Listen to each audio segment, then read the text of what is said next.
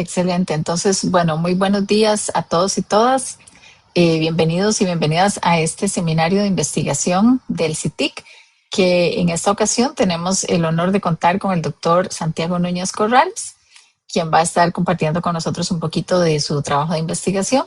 Y agradezco en particular al profesor y doctor Alexander Barquero, quien fue el facilitador y coordinador de esta charla, y a quien ahorita le cedo la palabra para que de hecho nos presente al expositor. Entonces, bienvenidos y muchas gracias. Adelante, Alex.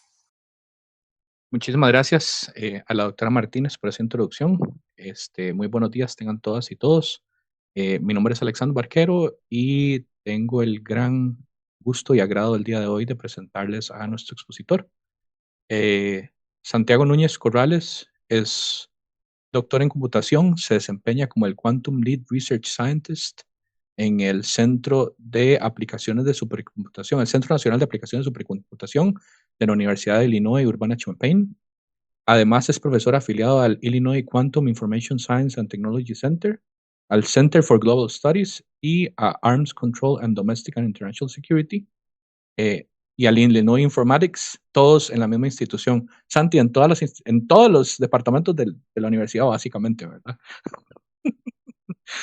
La experiencia de Santiago incluye el diseño de lenguajes de programación cuántica, el desarrollo de gemelos digitales para la computación cuántica, la creación de protocolos de computación cuántica distribuida, la integración entre sistemas de computación de alto rendimiento y unidades de procesamiento cuántico, así como la ingeniería de sistemas computacionales clásicos cuánticos confiables. Además, su investigación previa abarca el modelado basado en agentes y la física estadística aplicada a sistemas complejos de origen natural y antropogénico, con énfasis en riesgos y seguridad globales, incluido el análisis avanzado de riesgos asociados a la inteligencia.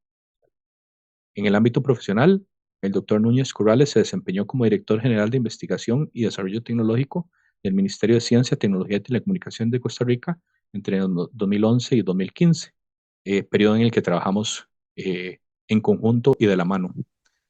Durante este periodo, él fue autor y editor del Plan Nacional de Ciencia, Tecnología e Innovación 2015-2021 y estableció y coordinó el equipo de respuesta a incidentes de seguridad informática para las unidades gubernamentales de los poderes legislativo, ejecutivo y judicial.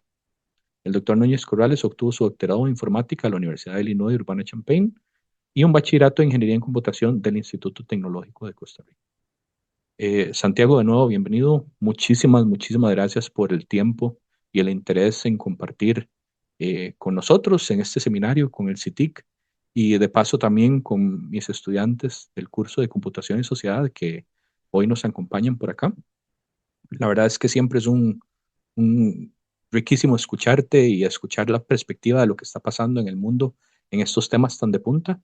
Y, y bueno, aunque sea en vía digital, esta es tu casa y estamos para escucharte hoy.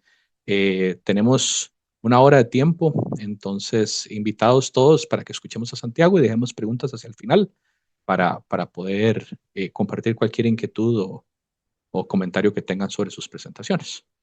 Santiago, el piso es tuyo. Alex, muchas gracias. Alexandra, muchas gracias por la invitación. Y un gusto estar acá, un placer conocerlos y conocerlas, así que vamos a entrar en materia y voy a tratar de ser eficiente. Voy a seleccionar, tengo bastante material, pero voy a tratar de dar algo que sea muy útil, muy concreto, para que también sea disfrutable, eso es lo importante. Tal vez para empezar, lo que voy a presentar es el contexto de computación cuántica dentro de computación de alto rendimiento, es decir, cómo conectamos computadoras cuánticas con supercomputadoras. Esa es buena parte de mi trabajo. Y lo primero que quiero empezar es de dónde vengo. Es interesante y bonito saber y poder expresar a la gente que estas cosas, si uno desea hacerlas, hay formas de tener una carrera profesional en este tipo de temas. Bueno, obviamente soy de Costa Rica, estudié en el TEC, saqué un bachillerato en computación, luego trabajé 3 años en el Senat como investigador junior.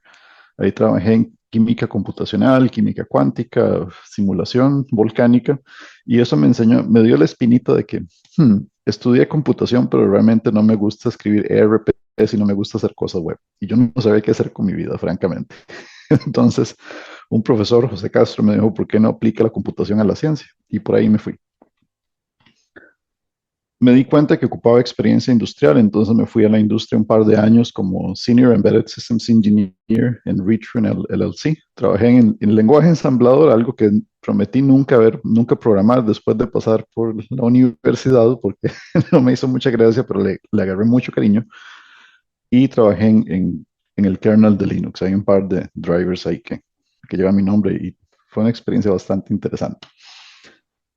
Después de ahí, fui el coordinador del programa eScience del TEC, el coordinador fundador, y lo que tratamos de hacer fue, logramos levantar más o menos $1 millón para tener equipo de supercómputo y equipo de visualización en diferentes áreas científicas.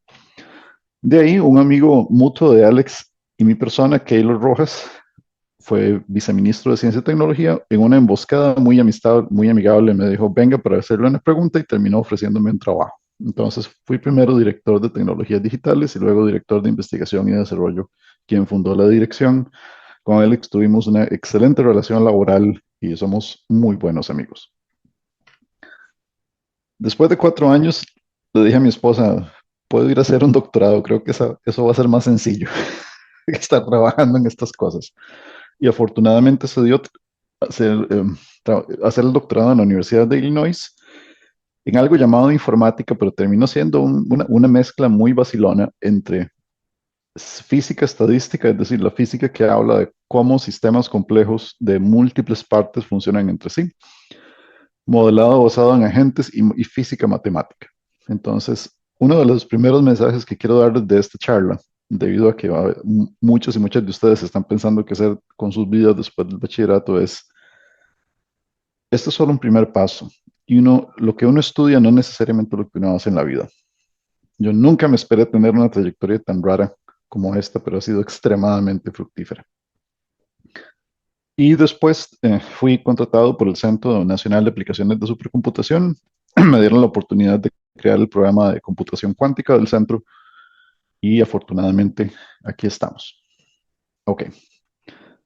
De mi investigación, lo único que voy a decir para complementar lo que dijo Alex es trabajo en diseño, evaluación y análisis del lenguaje de programación cuántico, computación cuántica pegada con supercomputación confiable, abstracciones de programación, también un poco en redes, simulación y diseño de redes de computador, redes cuánticas, quantum networks básicamente, y un poquito de mitigación de errores. Ahorita vamos a ver qué es eso.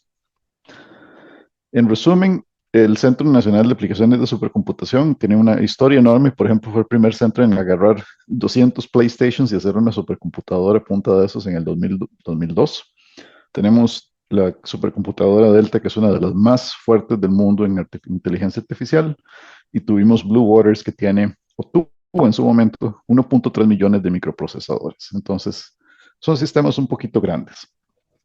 En este momento lo que nos dimos cuenta es que tenemos que investigar en computación cuántica. Ese fue ha sido mi trabajo durante 3 años, establecer la estrategia y ha sido en parte de hacer investigación y desarrollo, integrarlo con inteligencia artificial y supercomputadores, entender cómo apoyar a personas que vienen de otras ciencias para que utilicen estos recursos eficientemente y cómo encontrar qué problemas tienen un alto potencial de ser ventajoso, de hacer ese uso ventajoso de una computadora cuántica. Esto, si ustedes buscan computación cuántica, esta imagen es un cliché en todo el área, así que esta es mi versión de ese cliché. Nosotros trabajamos muy de cerca con gente de física en la Universidad de Illinois, quienes fabrican los dispositivos, construyen redes cuánticas. Yo he participado en la construcción física del proceso. Me ha tocado aprender mucha física en el momento y es algo que desearía que las carreras de computación entreguen como parte del currículum en el futuro. Pero mi trabajo ha sido más en cómo tomamos un chunche físico que simplemente uno le manda energía, electricidad, voltajes o frecuencias y cómo construye uno algo que se comporte como una computadora. En esencia, ese es el reto que tenemos ahora.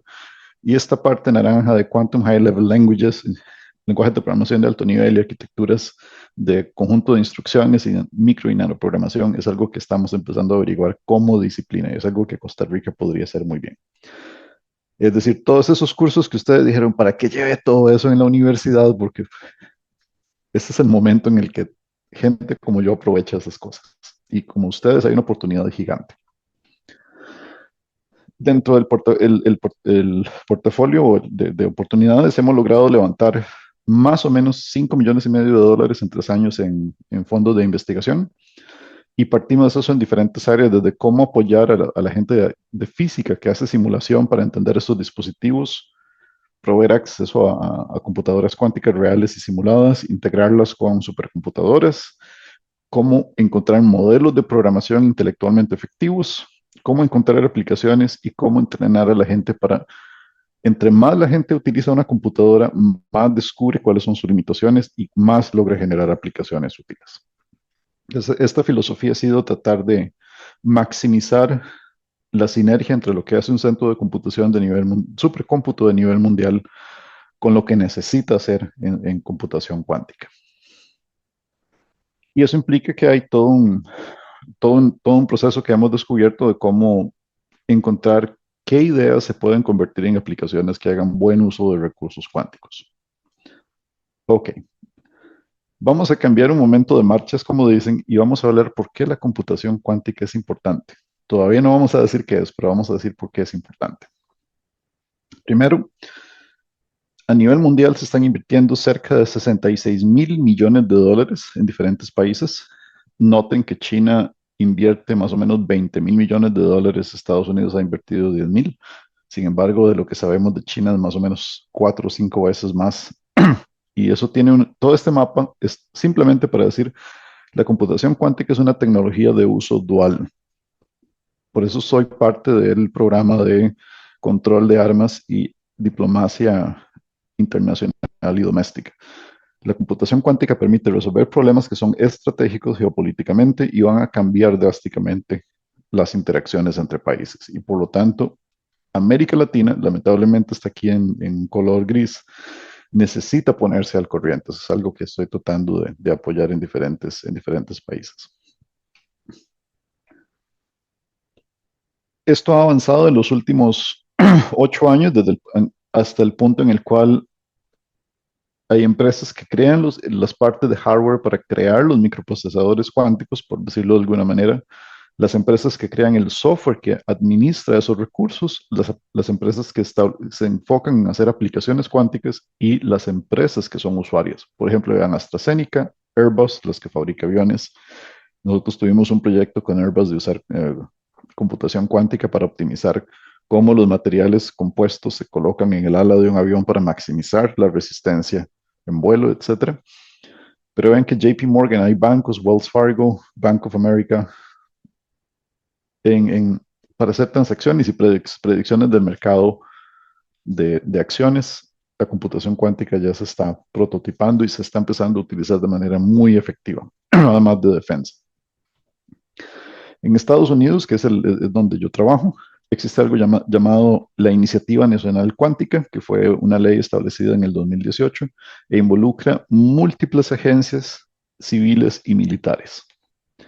Nuevamente, esto revela el carácter de uso dual. ¿En dónde se está utilizando en el mercado? Principalmente para simulación y modelado de procesos físicos. Por ejemplo, una empresa como Pfizer quiere mejorar la vacuna del COVID y tiene que encontrar una molécula. Esa molécula tiene que ser simulada con mucho rigor y hay partes de esa molécula que dependen de química cuántica. Algoritmos híbridos, optimización. Ustedes tienen la flotilla de Uber Eats y tienen que asegurar que ese vehículo llegue a toda la gente que necesita en el menor tiempo posible con la ruta más económica desde el punto de vista de combustible. Y esto ya está empezando a moverse desde la industria química, farmacéutica, académica, financiera, laboratorios de gobierno, ciberseguridad. Vamos a hablar de eso un momento más adelante. Y lo más importante es, ¿qué es una computadora cuántica? Cuando nosotros tenemos una computadora clásica, si nosotros nos olvidamos de todo el hardware, la mejor forma de caracterizarlo es un aparato, literalmente un chunche, que lo que hace es administrar espacio y tiempo. Espacio en forma de memoria, tiempo en forma de número de pasos para completar un algoritmo. Aquí es donde los cursos de algoritmos y estructuras de datos, estimados y estimadas, son fundamentales. Una computadora cuántica agrega 3 recursos muy especiales, algo que se llama superposición. algo llamado enmarañamiento o entanglement y algo llamado interferencia. Estos tres recursos son consecuencia de construir sistemas que operan mediante las leyes de la mecánica cuántica, que son aquellas que gobiernan la materia por debajo de 10 a la menos 9 metros. Y si ustedes han visto Quantumania, bueno, en la ciencia ficción hay muchísimo que se habla de esto, sin embargo, estamos ya en el límite en donde muchas de estas tecnologías dejan de ser ficción. Empecemos a ver. En resumen, un bit simplemente es un sistema biestable que puede instanciar, un sistema que tiene dos estados, que puede implementarse a un sistema físico biestable en donde solamente hay una transición de 1 a 0 o de 0 a 1. Un bit cuántico es un objeto un poquitillo más complicado. Y más complicado significa que uno necesita mucho más aparato matemático para describirlo. Esto se llama la esfera de Bloch. Un 0 es un vector en un espacio vectorial, por eso es que llevamos álgebra lineal en nuestras carreras y es fundamental tenerlo. También números complejos y análisis complejo, quienes les gusta más la matemática. Y un bit cuántico es una combinación lineal de dos estados o de dos vectores propios dentro de un espacio, o vectores base. Y uno puede tener esa combinación lineal en términos de coeficientes que son números complejos cuyo cuadrado nos da la probabilidad de ver un 0 o un 1. El cuadrado de alfa nos dice la probabilidad de ver 0, el cuadrado de beta de la probabilidad de ver 1, y uno puede tener cualquier combinación lineal de estos que establece no solo probabilidades, sino si uno puede tener interferencia mediante signos contrarios. Recuerden que la raíz cuadrada de menos 1, el cuadrado del número imaginario es menos 1, y eso tiene efectos que logran eliminar cosas que no son soluciones. ¿Por qué se comporta tan raro? Bueno, porque el universo es así. Si nosotros vemos el universo, está estructurado mediante algo llamado un spinor, que tiene algo llamado una álgebra de Clifford, y en resumen lo que dice es que una de estas tiritas para subir y bajar completamente necesita que este cubo dé 2 vueltas completas. Los electrones, todas las partículas que son fermiones, es decir, que tienen un spin fraccionario, tienen esta misma ley. Y eso es lo que nos permite con objetos materiales después construir cosas que parecen más bien cumplir las leyes de los fotones. Entonces, la física de esto es fascinante, no me voy a meter acá. Ese no es el propósito de esta charla. Cuando uno crea un registro, ¿se acuerdan de organización de computadores, organización de arquitectura? Ustedes crean un registro poniendo bits uno a la par del otro y haciendo lógica digital. Con una computadora cuántica es un poquito más difícil. Uno tiene que calcular algo llamado espacios tensoriales, pero se puede hacer. Lo más importante es que para simular una computadora cuántica, uno necesita una cantidad exponencial de información clásica.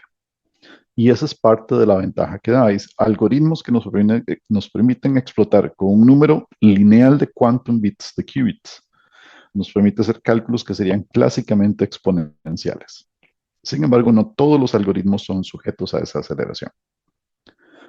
Cuando hablamos de superposición cuántica, el principio de superposición, lo que estamos diciendo es que al leer las probabilidades, el sistema se comporta tal que si estuviese en dos o más estados al mismo tiempo. Cuando leemos uno de esos, sin embargo, o cuando leemos la información, destruimos esa superposición y solo obtenemos un estado. Esto ocurre debido a múltiples cosas. Tal vez han escuchado del principio de incertidumbre de Heisenberg, tal vez han escuchado del problema de medición en mecánica cuántica, y hay una cantidad sustancial de principios por ahí. En resumen, la computación cuántica es un tipo de computación probabilística donde tenemos probabilidades negativas que llamamos amplitudes. Lo otro más interesante que se llama enmarañamiento o entanglement. Uno puede crear estados cuánticos que nacen juntos, por decirlo de alguna manera. Uno los puede separar a una distancia arbitraria y hacer una transformación en uno, hace una transformación en el otro estado de manera inmediata. No importa si son metros o uno toma un qubit, lo coloca en la Tierra, toma el otro qubit y lo coloca al final de la galaxia y uno hace algo. A estos dos ocurren de manera instantánea sin violar la relatividad general. Y hay una razón muy importante que es que la información del cambio tiene que viajar por una forma clásica.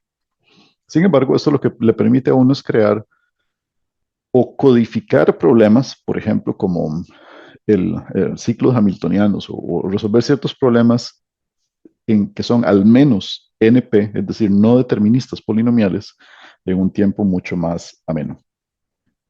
Sin embargo, no todo es color de rosa y pagamos un precio por esos recursos tan complejos. Ese precio se llama decoherencia. Los qubits se mueren en el tiempo. Uno logra crearlos, uno no puede crearlos de manera exacta, pero crea una aproximación del estado que desea. Uno hace operaciones sobre esos qubits, pero un sistema cuántico interactúa con su ambiente y esa interacción lo convierte gradualmente de un sistema cuántico a un sistema clásico. Y aquí es donde la cosa se pone más extraña todavía, y eso es lo bonito de esta área. Cuando nosotros pensamos en cómo almacenar información en un disco duro, esto es una micrografía de un disco duro Samsung, por ejemplo, o Seagate, se ven así. Cada uno de estos minions de color gris, por ponerlo de alguna manera, esos son bits individuales y la energía que la cabeza lectora del disco duro envía para ver si es un 1 o un 0 o colocar si es un 1 o un 0 está hecha de múltiples átomos. Quiere decir que la magnitud de esta energía es mucho más pequeña que el error que pueda ocurrir al establecer el estado de ese dominio magnético. En el caso de un sistema cuántico, la magnitud de la energía es súper grande con respecto a la sensibilidad del sistema. Los errores son muy frecuentes y eso se debe al principio de incertidumbre de Heisenberg. Eso quiere decir que cuando leemos un qubit, no podemos leer exactamente su valor. Leemos o un 1 o un 0 con cierta probabilidad. Ok. Eso tiene una consecuencia impresionante, que es que no podemos copiar información cuántica.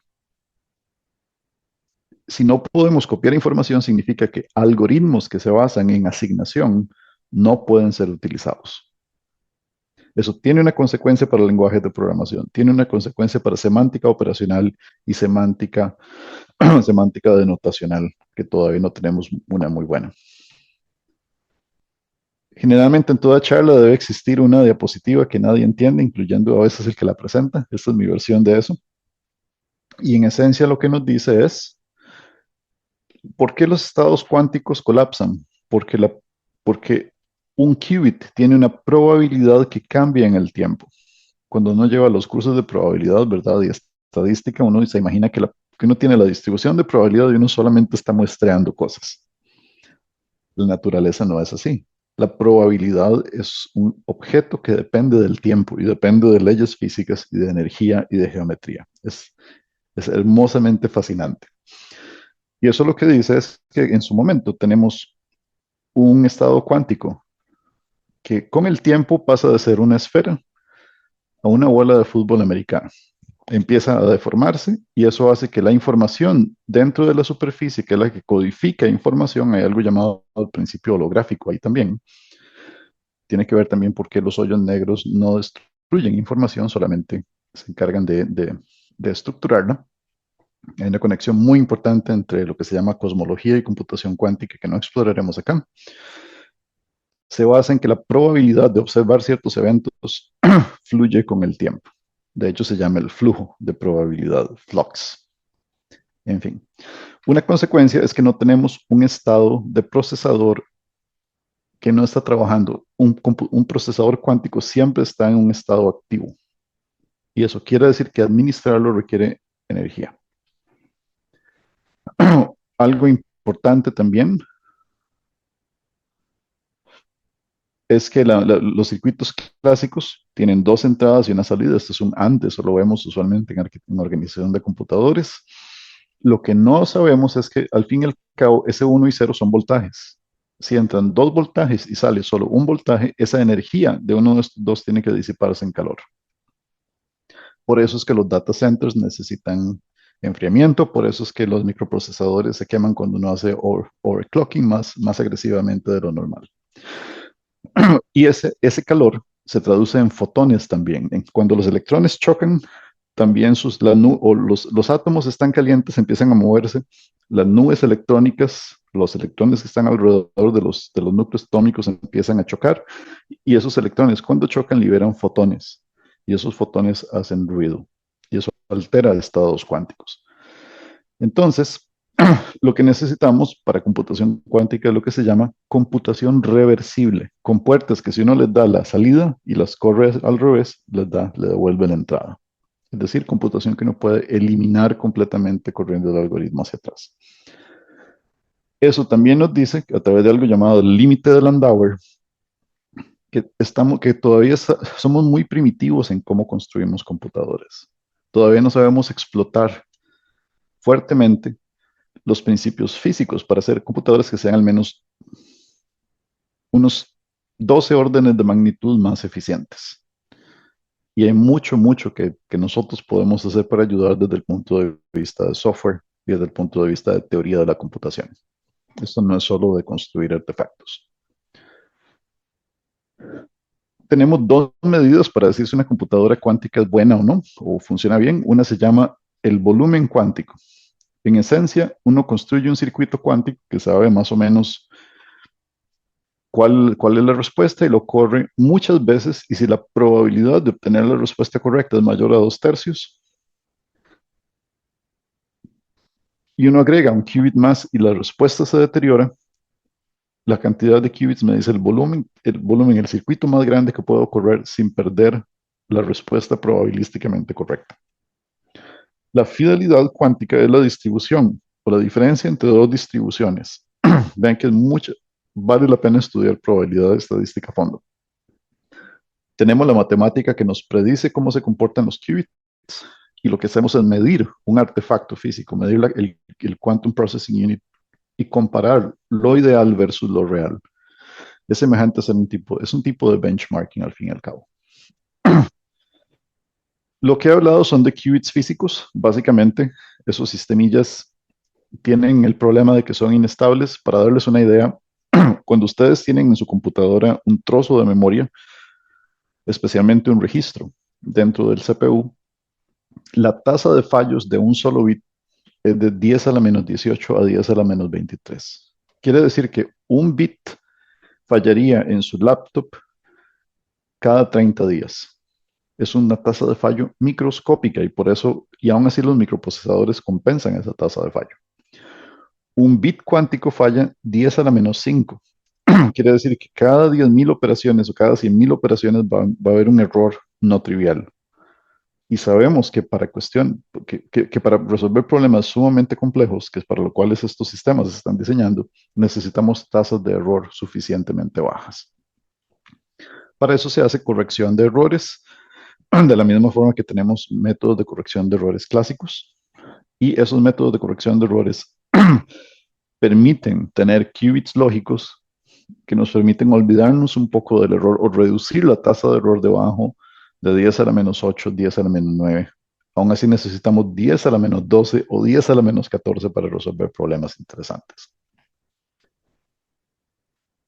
¿Por qué toda esta inversión? ¿Por qué toda esta complejidad? Porque esperamos y sabemos que la computación cuántica resuelve ciertos problemas en NP. Ningún problema en P es eficientemente resoluble, es decir, ningún algoritmo cuya complejidad es polinomial tiene una solución eficiente cuántica. Eso ya lo sabemos. No, digamos, ninguna aceleración exponencial. Solo tenemos algoritmos de búsqueda no estructurada que tienen una solución subpolinomial o sublineal, que es, por ejemplo, buscar en un arreglo de números la complejidad es n medios, uno tiene que al menos revisar la mitad de los números para saber que algo no está ahí. Pero si uno lo hace con una computadora cuántica, solo necesitamos la raíz cuadrada de n, es decir, es cuadráticamente más rápido. Pero para problemas que están en NP, especialmente factorización, si pudiéramos factorizar números para el protocolo RSA, por ejemplo, hablamos de pasar de la edad del universo a minutos o segundos. Y eso implica que en este momento hay toda una fuerza de trabajo en Estados Unidos a partir de NIST, de quien establece estándares, para empezar a cambiar toda la criptografía que se utiliza en Estados Unidos. Y Google ha hecho experimentos que indican que en los siguientes 5 años podríamos estar en problemas si no se hace un reemplazo sistemático de todos los sistemas basados en llave pública-privada que por debajo son logaritmos discretos. Curvas elípticas todavía parecen estar seguras. ¿Por qué ciertos problemas son más rápidos que otros en una computadora cuántica? Depende si podemos encontrar una función que al hacer superposición, enmarañamiento e interferencia, nos permite ir eliminando cosas que no son soluciones y nos dejan solo soluciones, como probabilidades que podemos medir. Es decir, una computadora cuántica es algo que se podría entender como un interferómetro digital. Un interferómetro, por ejemplo, lo que nos permite medir ondas gravitacionales. En física normalmente son... LIGO es un experimento hermoso, pero una computadora cuántica es un interferómetro digital, donde lo que medimos son probabilidades sobre cadenas binarias. Ok. En este momento las computadoras cuánticas están acercándose a tener de 10 a la 3 a 10 a la 4 qubits físicos y 10 a la 1 a 10 a la 2 qubits lógicos. Sin embargo, a pesar de esto, ya se encuentra que siguen algo parecido a la ley de Moore. Ya hay un principio de escalamiento que está ocurriendo, un principio de escala. Entonces, yo esperaría que en los siguientes 3 años, de acuerdo a la información que hemos visto, probablemente se va a acelerar un poquito más hacia la curva azul. Va a ser más parecido a la curva azul que a la curva de puntos gris acá. Y finalmente, todavía necesitamos mucho más trabajo para salir de que las cosas que son trivialmente simulables en una computadora clásica, que son no trivialmente simulables y ocupamos supercomputadoras, a problemas que una computadora cuántica tiene todo el poder para resolver. Ok. Hablando un poco del hardware, antes de hablar de la integración, hay diferentes tipos de superconducción, trampas de iones fotónicos. No voy a hablar de annealing, es una tecnología un poco más distinta y tal vez todos tienen los principios. Uno necesita un sistema en donde pueda distinguir niveles de energía, donde qubit 0 es esto, qubit 1 es esto, en vez de que todos tengan el mismo tamaño. Eso se llama un oscilador armónico y esto se llama un oscilador no lineal anarmónico. Ahora sí, ¿cómo se ven estas cosas? En los laboratorios de química, por ejemplo, el SELEC, en la UCR existe un equipo llamado un NMR. Hace muchos años, la primera computadora cuántica se hizo con un equipo de resonancia magnética nuclear. Uno puede hacerlos con esas cosas y utiliza moléculas y como vibran los atomillos en las moléculas, codifica qubits. Es muy vacilón. Sin embargo, tiene límites porque depende de encontrar moléculas muy grandes y entre más grandes las moléculas, menos distinguibles las vibraciones entre estos puntos o entre estos átomos. Ok. Se hacen también materiales superconductores, son chips que miden 1 centímetro, 2 centímetros, y cuando llegan a temperaturas muy bajas, que son casi cerca del cero absoluto, eso toma 2 días en alcanzarse, se comportan como un átomo. Una pieza de materia se comporta como un átomo. Vean qué chiva. Y uno puede fabricarlos, generalmente los más sencillos son de aluminio, si no se utilizan materiales más exóticos como paladio, niobio, y otros elementos difíciles de pronunciar, pero entendemos muy bien la física detrás de por qué se comportan de cierta manera.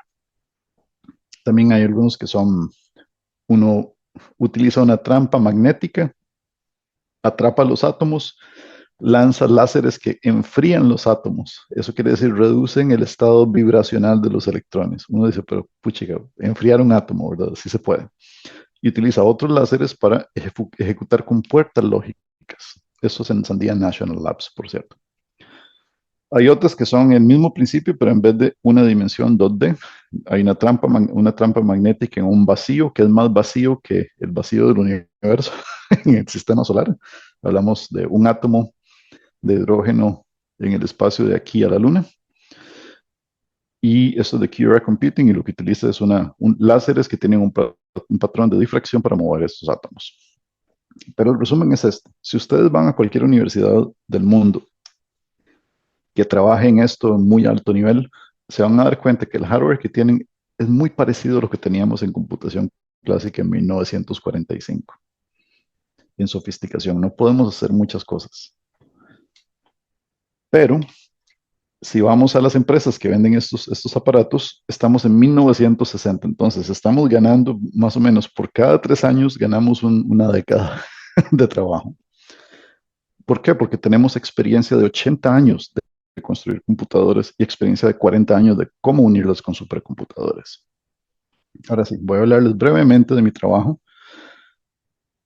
En la Universidad de Illinois tenemos algo llamado el Leadership Class Compute Facility Project, básicamente un proyecto grande de la Universidad de Texas de 480 millones de dólares, de los cuales nosotros solo tenemos 4 para pegar una computadora cuántica con un clúster. Entonces tenemos un sistema basado en NVIDIA Grace Hopper y tenemos nuestro propio Quantum Processing Unit que es completamente hecho en casa, desde el hardware hasta el software. Ha sido fascinante poder hacer esto. Nuestro objetivo es entender cómo convertir algo que usualmente habla a través de una red normal, cómo empezar a moverlo hacia adentro de una supercomputadora.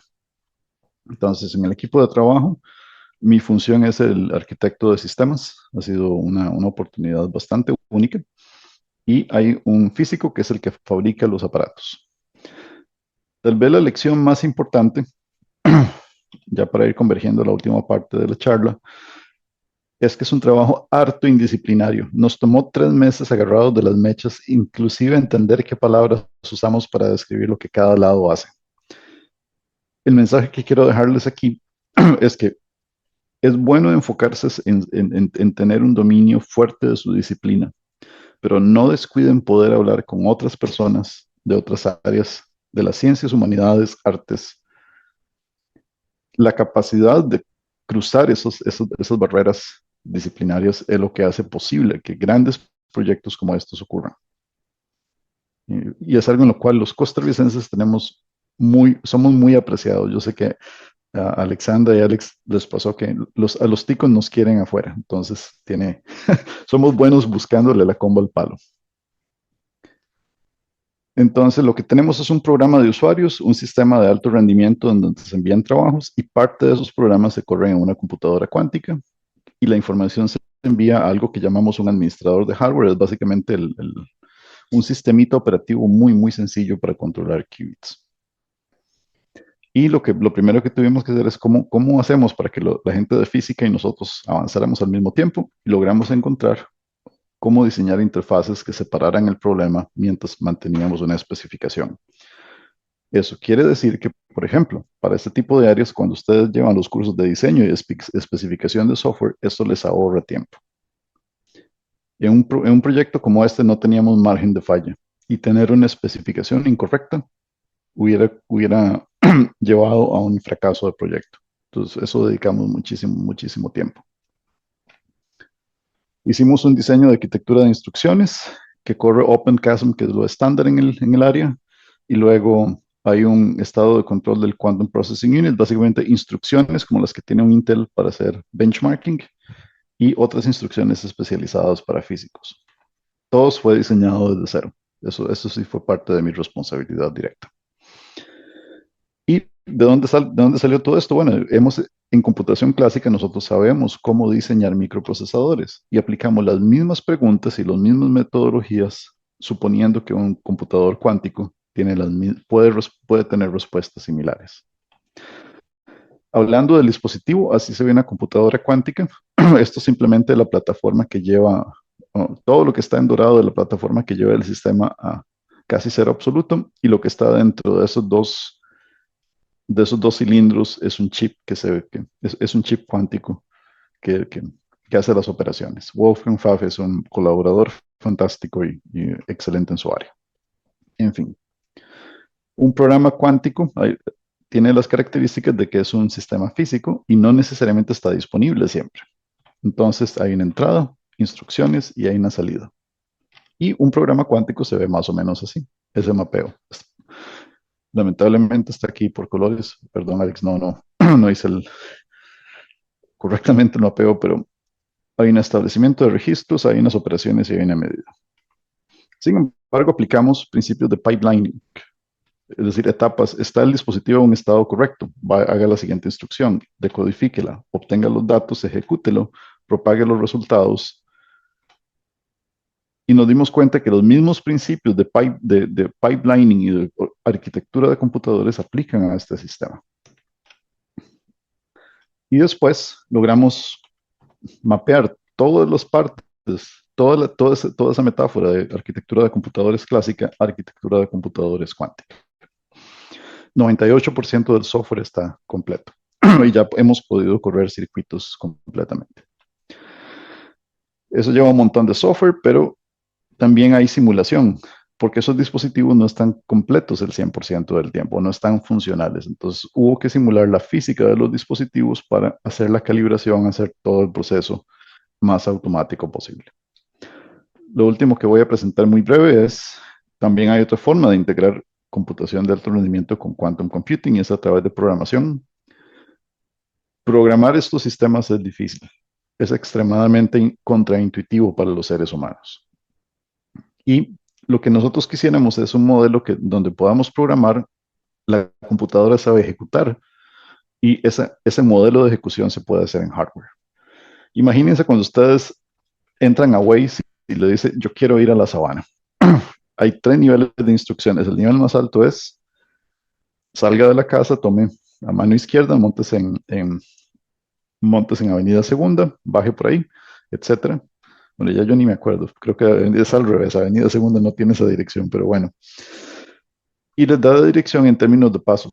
El modelo de ejecución lo que me dice es, para hacer eso, muévase tantos metros, espere tantas cuadras, y en el modelo más bajo sería, durante 3 segundos aprese la presión del acelerador, frene de 50 grados, sería terrible para poder manejar un carro en ese nivel más bajo de cuándo presionar el acelerador, cuándo frenar, y etcétera.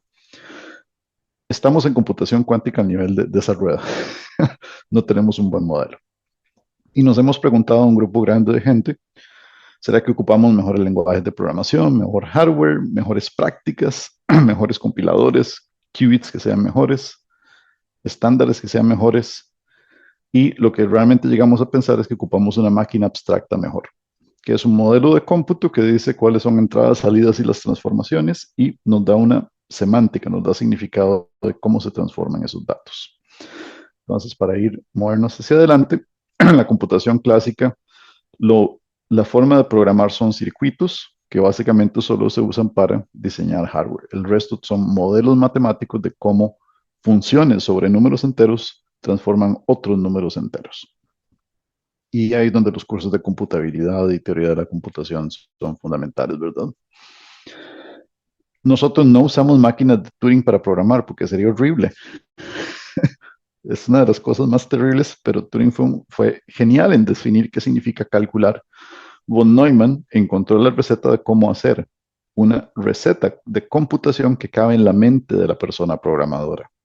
Nosotros no tenemos una receta todavía en computación cuántica hasta ahora. Eso es parte del trabajo que yo estoy haciendo. Pues para ir adelantando, hicimos un proyecto grande entre 7 instituciones, entre ellos los Alamos National Lab, 2 universidades europeas y 2 empresas. Y lo que nos dimos cuenta es que todos los lenguajes de programación son circuitos. Primero que nada, validamos el espacio del problema. Evaluamos que ninguna de las máquinas virtuales tiene una representación equivalente a la matemática que resuelve problemas. Y necesitamos una máquina abstracta. Entonces, investigación financiada por IBM, hace 2 años, me permitió construir un compilador y una máquina virtual que hace precisamente eso. Y lo que hace es extender la arquitectura clásica von Neumann con cuestiones cuánticas. Entonces voy a terminar acá porque quiero preguntas y discusión.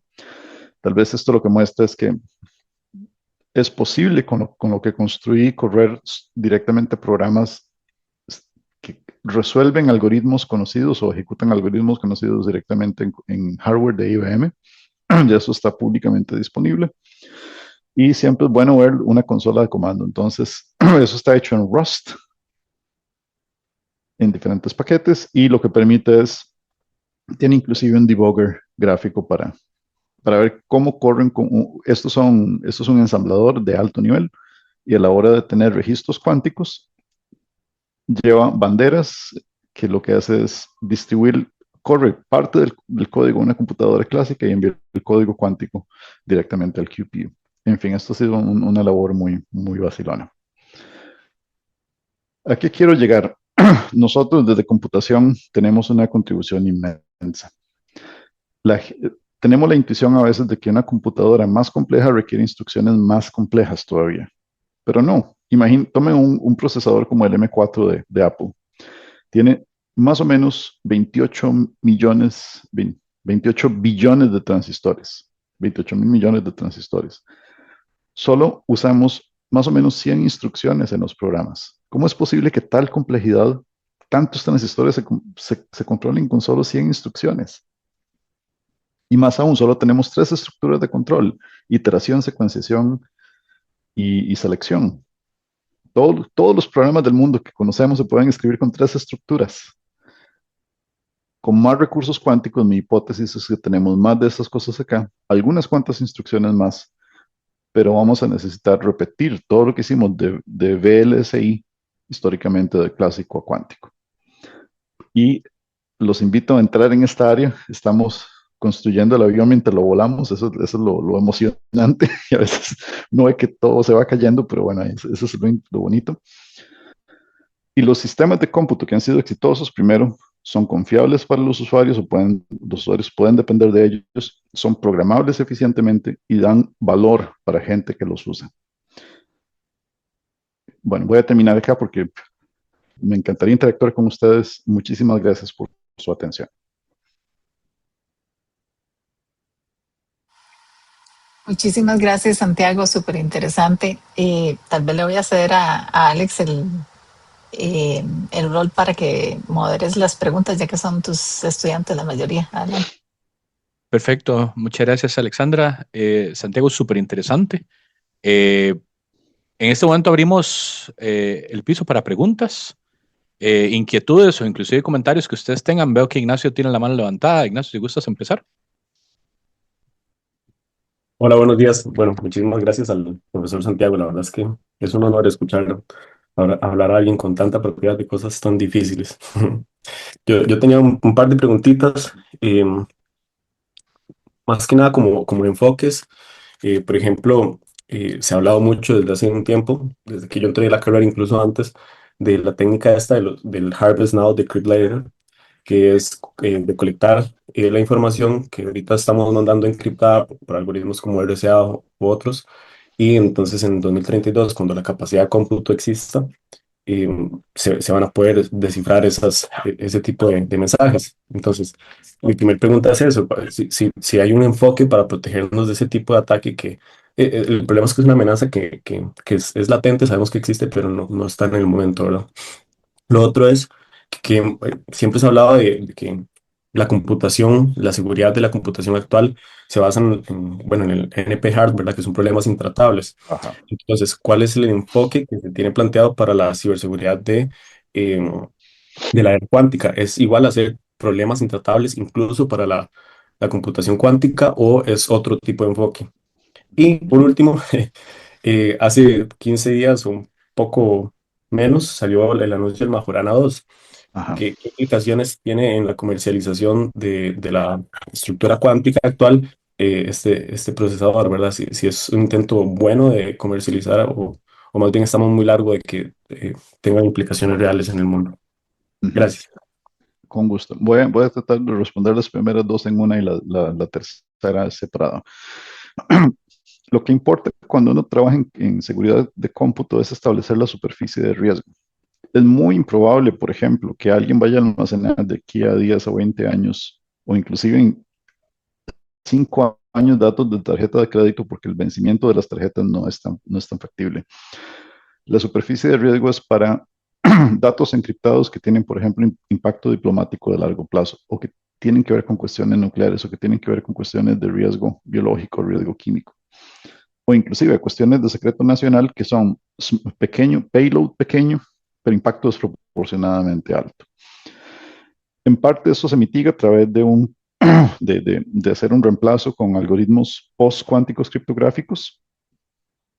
Y la otra parte es que esto está levantando un poco de preocupación porque efectivamente muchas organizaciones no han hecho su trabajo de ciberseguridad apropiadamente. Y eso fuerza también a repensar y revisar qué tipo de actualizaciones, desde contraseñas hasta sistemas de seguridad existen. También qué sistemas no tienen que estar conectados a Internet. No todo tiene que estar conectado a Internet. Para eso existen cosas como HSM y otras formas de seguridad que no necesariamente sea cambiar protocolos. Referente al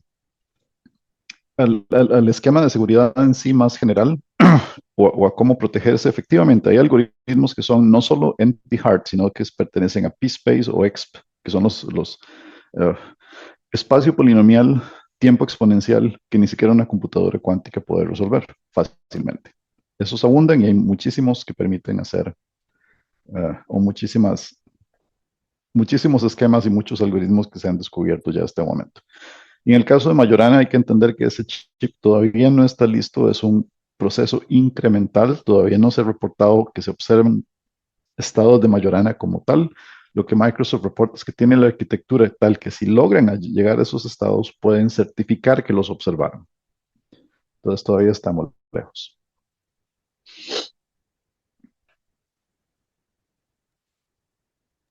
Gracias, Santi, gracias, Ignacio. Esteban, adelante con su pregunta. Eh, Buenas. Hola Santiago. Bueno, siempre es un gusto escuchar sus charlas. Tenía como 14 años de ya algo con usted, desde lenguajes en el TEC. Y Hijo de quería hacerle una pregunta relacionada con Machine Learning. Y es que cuando habla de qubits, yo veo como que hay como una dualidad extraña entre los qubits y los embeddings y también la de coherencia y la anisotropía de las representaciones. Entonces, no sé si hay alguna relación o dualidad entre esos o algo interesante al respecto. Esteban, qué gusto. Um, Efectivamente, existe algo llamado algoritmos cuánticos variacionales de eigensolver, de eigenstate. Básicamente uno logra hacer una diagonalización de una matriz, esa diagonalización puede tener ruido, ese ruido le dice a uno qué tan lejos está de tener la representación correcta y eso es parte de un embedding. También existe un algoritmo llamado el Quantum Singular Value Transformation. No, perdonen que no lo traduzca por ser más eficiente. Básicamente uno tiene un espacio de alta dimensionalidad, encuentra cuáles son los vectores propios que mejor describen ese espacio y uno hace una matriz reducida que solo tiene el tamaño justo para representar el objeto de la forma más compacta posible. Resulta que para calcular ese tipo de cosas es una interacción entre computación clásica que hace un gradiente, descenso por gradiente, y la parte difícil que es resolver cuáles son esos eigenvectores, esos valores propios y vectores propios, lo hace una computadora cuántica. Y si uno hace un wrapper de software alrededor de las rutinas principales, no es distinto de hacer machine learning con una función de pérdida. Así que efectivamente hay una relación directa. Gracias.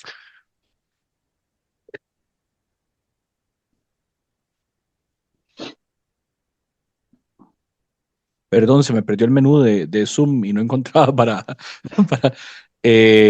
Emanuel, adelante. Hola Santiago, ¿cómo están? ¿Pura vida? Muy buena charla, sí. Me preguntaba justamente de lo que estábamos hablando ahorita el compañero, que usted antes habló sobre un algoritmo de ordenamiento Ajá, que normalmente es ODN a la partida de la 2, me parece, algo así. correcto. Y creo que este, no sé si hay una relación directa en que siempre la respuesta del algoritmo tenga que ver con una probabilidad. O sea, porque justamente ahorita pensando en esto de los embeddings, la inteligencia artificial sí está muy ligada a dar una respuesta probabilística, que justamente es algo relacionado con la computación cuántica.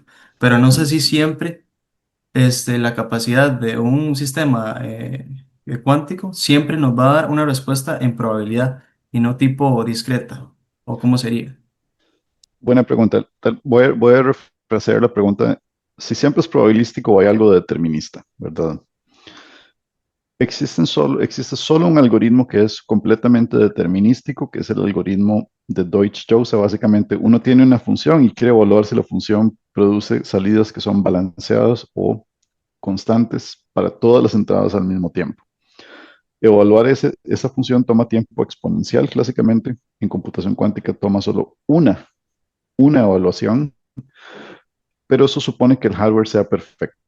Cuando tenemos errores en el hardware, esos errores van a generar una distribución de múltiples valores que no son la respuesta, pero van a aparecer. Uno corre un algoritmo cuántico muchas veces y recolecta la frecuencia de las respuestas. No se corre una sola vez. Eso se llama una computación de ensamble estadístico.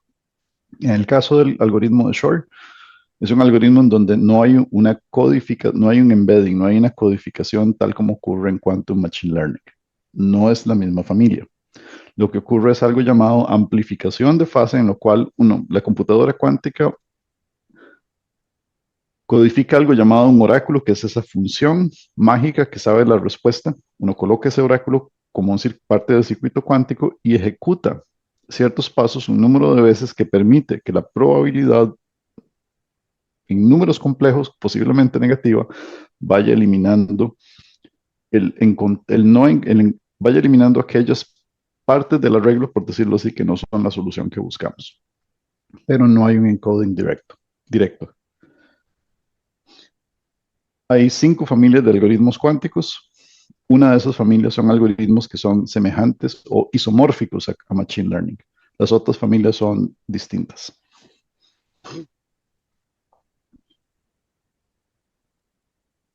Excelente. ¿Alguna otra pregunta? Si no, mientras tanto, yo tengo una.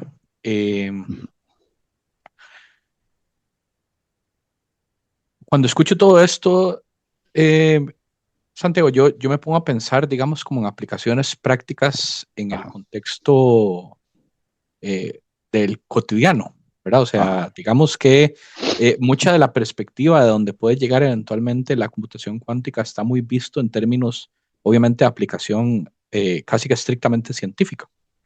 Pero para efectos de la persona, del individuo común, de la persona que tiene una PC en su casa, ¿verdad? Que la usa para jugar o para preguntarle algo a ChatGPT o para completar el Excel de los gastos del mes. Desde tu opinión personal, ¿podría existir eventualmente algún interés comercial o un interés individual de contar con este tipo de capacidades en nuestras casas? O sea, estamos hablando de velocidad, estamos hablando de potencial, estamos hablando por ahí anda la pregunta, ¿verdad? O sea, ¿esto va a ser siempre del ámbito de la ciencia y la supercomputación o eventualmente estamos hablando de miniaturización y sentido práctico en oficina o en casa, digamos? Voy a responder, es excelente pregunta, Alex. Voy a responderlo así. Donald Rumsfeld, que fue uno de los secretarios de defensa de Estados Unidos, estableció para cuestiones así algo que llamamos el known unknowns. Tenemos las cosas que sabemos, las cosas que sabemos que desconocemos. Esas son preguntas abiertas. Están las cosas que desconocemos, pero que sí sabemos, es decir, lo que se nos olvida. Y tenemos lo desconocido que desconocemos. La pregunta que acaba de hacer Alex, es de lo desconocido que desconocemos. En la computación clásica, hace 50 años, la gente nunca se imaginó que íbamos a estar haciendo un Zoom en este momento. Y de hecho, el presidente de IBM, Thomas Watson, dijo que el mundo probablemente tenía mercado para 5 computadoras, ¿verdad? Entonces, como que no la pegó. Nosotros todavía no sabemos cuál es esa miniaturización. Sabemos que es mucho más difícil de hacer. Y esa pregunta probablemente de aquí a 40, 50 años llevará a computación cuántica personal. Yo sí creo que eso va a ser el caso. Por el momento, una aplicación comercial más importante es tener, por ejemplo, protocolos de teletransportación cuántica que eviten los riesgos de criptografía normal. Por ejemplo, no sé si ustedes sabían que cuando van al Tribunal Supremo de Elecciones y ustedes ponen su huella y la huella se registra digitalmente, se calcula algo llamado las minucias. Nunca se envía la foto de su huella digital, se envía el procesamiento de las minucias, que son detalles que identifican de manera única una huella digital. Eso se puede encriptar a través de una red cuántica, que si alguien lee los datos, una tercera persona no autorizada, los datos se destruyen. Eso se llama el protocolo BB84. Y hay otro protocolo que es el CERL 92. Entonces, muy probablemente infraestructura gubernamental va a ser el primer lugar donde, sin necesariamente saber que es cuántico, se puede ver poco a poco la adopción de esas tecnologías.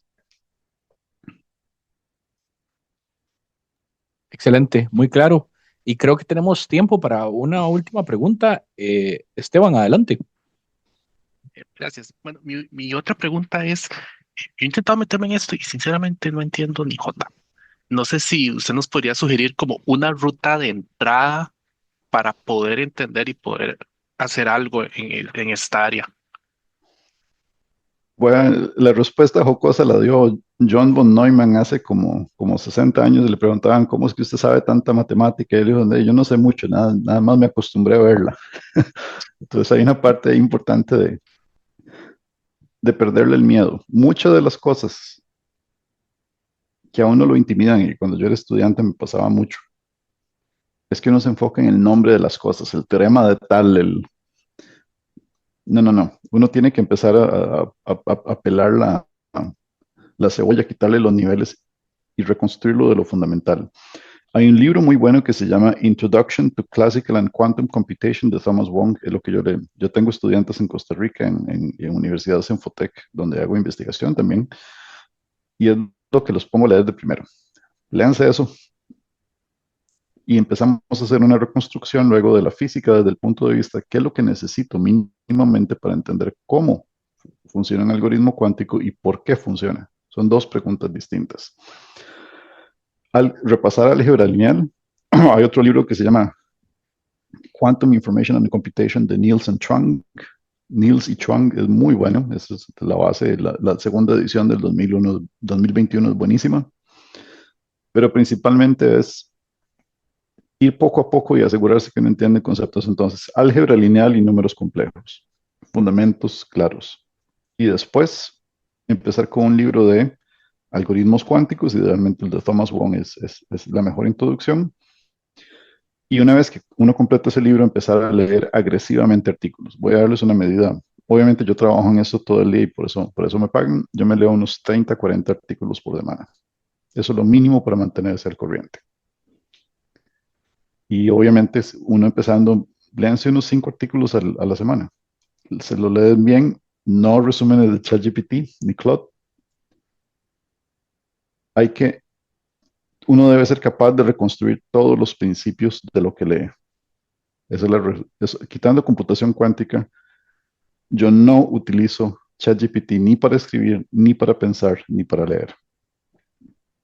Porque el cerebro es un sistema antifrágil, eso significa necesita presión constante para poder mantenerse y crecer. Utilizar AI para tareas que requieren alto nivel de cognición es dispararse en el pie. Esa es mi receta.